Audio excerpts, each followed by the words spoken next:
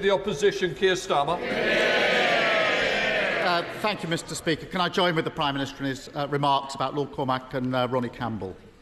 A Tory MP spent last week claiming that Britain is run by a shadowy cabal made up of activists, the deep state and, most chillingly of all, the Financial Times. At what point did his party give up on governing and become the political wing of the Flat Earth Society? Well, Mr Speaker, another week where the honourable member is just sniping from the sidelines because he has absolutely nothing that he can say what we do. What we're getting on with, Mr Speaker, is delivering on the people's priorities. The number of small boats down by a third, Mr Speaker. NHS performance, improving, inflation continuing to fall. And Mr Speaker, not only that, we're delivering a significant tax cut for millions of working Britons. While his incoherent energy plans would put taxes up for everyone across the country. Mr Speaker, his predecessor spent last week in America trying to flog her new book. In search of fame and wealth, she's taken to slagging off and they made her Prime Minister, now they can't bear talking about her. In search of fame and wealth, she's taken to slagging off and undermining Britain at every opportunity. She claimed that as Prime Minister she was sabotaged by the deep state. She also remained silent as Tommy Robinson, that right-wing thug, was described as a hero. Why is he allowing her to stand as a Tory MP at the next election? Well, Mr Speaker, I don't believe a single member of this House supports Tommy Robinson, Mr Speaker. But Mr Speaker, if he wants to talk about former leaders and predecessors, the whole country knows his record because he sat there while anti-Semitism ran rife in this party and not once but twice backed a man who called Hamas friends, Mr Speaker. But to their credit, the Shadow Chancellor, the Shadow Home Secretary and indeed the Shadow Foreign Secretary refused to back the former Labour leader. But he didn't because he's spineless, hopeless and utterly shameless.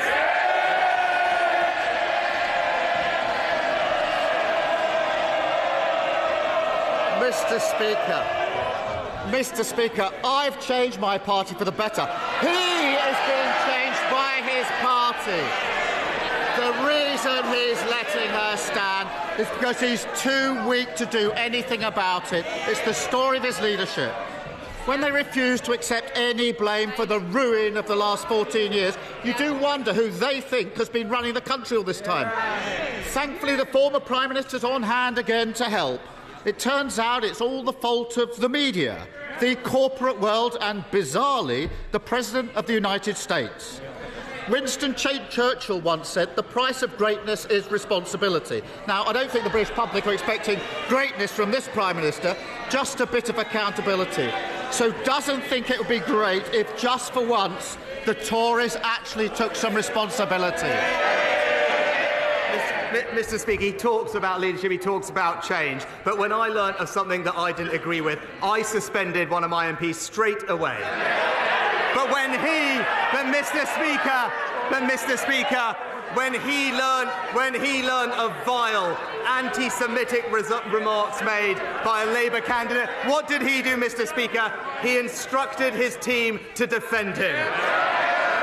He sent a shadow cabinet minister to campaign for him, and he personally backed him for days. And that's the difference between us. I act on my principles. He hasn't got any.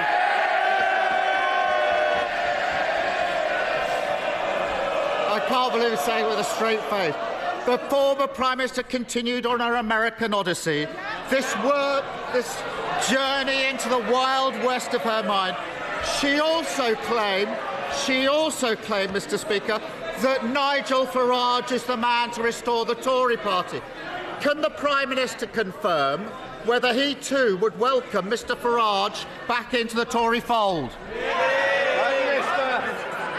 Mr Speaker, In our party, we have a proud tradition of diversity and accepting everyone from every background. Indeed, it is a proud record that puts Labour to shame, Mr. Speaker. This is the party that delivered the first Jewish Prime Minister, the first female Prime Minister, the first black Chancellor, the first Muslim Home Secretary, and now led by the first British Asian Prime Minister. While it seems he can only champion men from North London, it's the Conservatives that represent modern Britain, Mr. Speaker.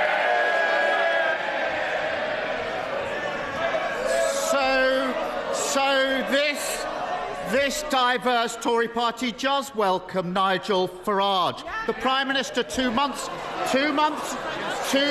ago, the Prime Minister said the Tory party is a broad church. I welcome lots of people who want to subscribe to our ideals and our values. This is the same Nigel Farage who said he agreed with the basic premise of Enoch Powell's Rivers of Blood speech and bemoaned the influence of the Jewish lobby. So is the Prime Minister simply too scared to stand up to the gaggle of Tory MPs who moonlight as GB presenters, or does he genuinely think Nigel Farage shares the ideals and values of the Tory party?